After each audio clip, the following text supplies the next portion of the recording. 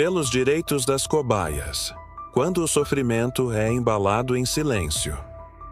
Há um mundo escondido atrás dos tubos de ensaio, dos frascos rotulados e dos jalecos brancos. Um mundo onde os olhos que mais pedem ajuda são os que jamais falarão. Um mundo em que a dor é cronometrada, registrada e ignorada. O mundo das cobaias. Todos os dias, nos bastidores da ciência e da indústria, milhões de animais vivem e morrem como ferramentas descartáveis. Não são estatísticas frias em relatórios de pesquisa. São seres vivos que respiram, sentem e sofrem. E se engana quem pensa que estamos falando apenas de ratos de laboratório.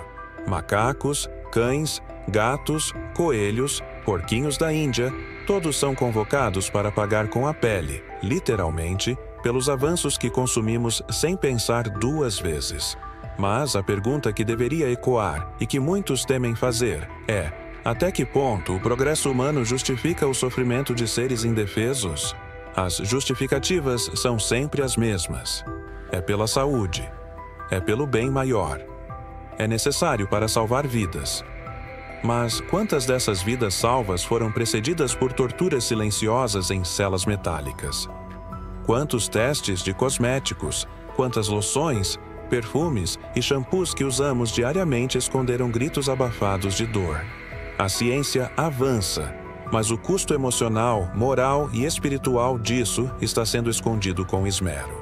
Existe uma dissonância profunda entre a imagem que a indústria quer vender e a realidade que se passa nos laboratórios. Um abismo de sofrimento silenciado.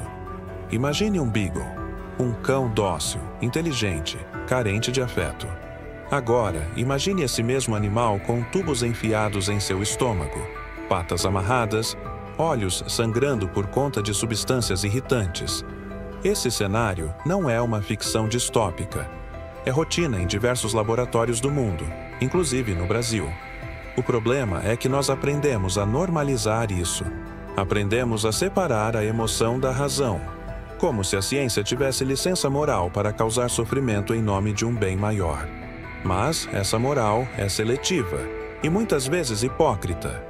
O mesmo ser humano que se emociona ao ver um vídeo de um filhote brincando, consome sem pestanejar produtos que foram testados em seus semelhantes animais. E mais, aprendemos a achar que não há alternativa. Mas há. Já existem métodos alternativos de pesquisa mais éticos, mais modernos e até mais eficazes que os testes com animais. A biotecnologia avançou a tal ponto que é possível recriar tecidos humanos em laboratório, fazer simulações computacionais, utilizar culturas de células e técnicas de microdosagem em voluntários humanos. A verdade é que continuamos torturando animais não porque não há escolha, mas porque é mais barato, mais rápido e menos problemático politicamente. Enquanto isso, milhões de seres sencientes continuam sendo tratados como lixo biológico, mantidos em cativeiro, muitas vezes em condições desumanas, alimentados com ração artificial, isolados do mundo, privados de qualquer contato natural. Eles são drogados, queimados, mutilados, eletrocutados e, quando não servem mais, são descartados como seringas usadas. Essa realidade grotesca é mascarada por uma narrativa de progresso. Uma narrativa que vem de uma falsa ideia de que toda pesquisa animal é essencial, que toda dor infligida é justificada. Mas basta olhar nos olhos de uma cobaia para perceber que há algo de profundamente errado nesse sistema. A crueldade não deixa de ser crueldade só porque é embalada em linguagem técnica. O sofrimento não desaparece só porque é documentado em tabelas. Estamos vivendo uma era em que a empatia precisa ser maior que a conveniência, em que o ser humano precisa olhar para além dos muros dos laboratórios e reconhecer que a dor de um ser vivo nunca pode ser apenas um efeito colateral.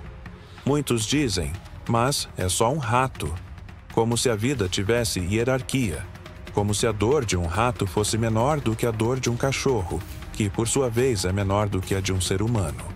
Essa lógica perigosa já justificou atrocidades na história da humanidade. Quando permitimos que a empatia seja seletiva, abrimos espaço para que a crueldade seja institucionalizada. As cobaias não têm voz. Não podem gritar por socorro, não podem fugir. Não podem processar seus algozes. Elas dependem de nós. E ignorar isso é ser cúmplice de um sistema que disfarça a tortura de progresso. Você se lembra do caso dos Beagles resgatados em São Roque, em 2013?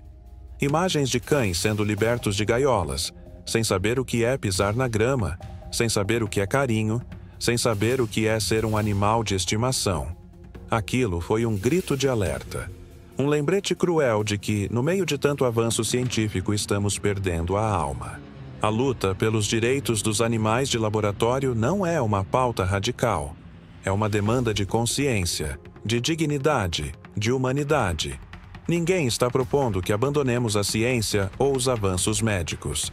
Estamos propondo que a inteligência humana seja usada para criar soluções verdadeiramente éticas. Porque, se nossa evolução depende da dor de quem não pode nos confrontar, então talvez não estejamos realmente evoluindo. Estamos apenas refinando nossa crueldade. Chegou a hora de parar, de questionar, de exigir transparência, de apoiar iniciativas que investem em métodos alternativos, de boicotar marcas que testam em animais, de pressionar leis mais rígidas, fiscalizações mais severas, políticas públicas que protejam os mais vulneráveis. Se cada um de nós fizer a sua parte, esse sistema pode ruir. Não é preciso ser ativista de carteirinha. Basta ser humano. As cobaias não podem pedir socorro, mas você pode. As cobaias não podem lutar por seus direitos, mas você pode. As cobaias não têm escolha, mas você tem. Compartilhe essa mensagem. Comente, denuncie, questione. Seja a voz daqueles que foram condenados ao silêncio. A mudança começa agora, e ela começa com você.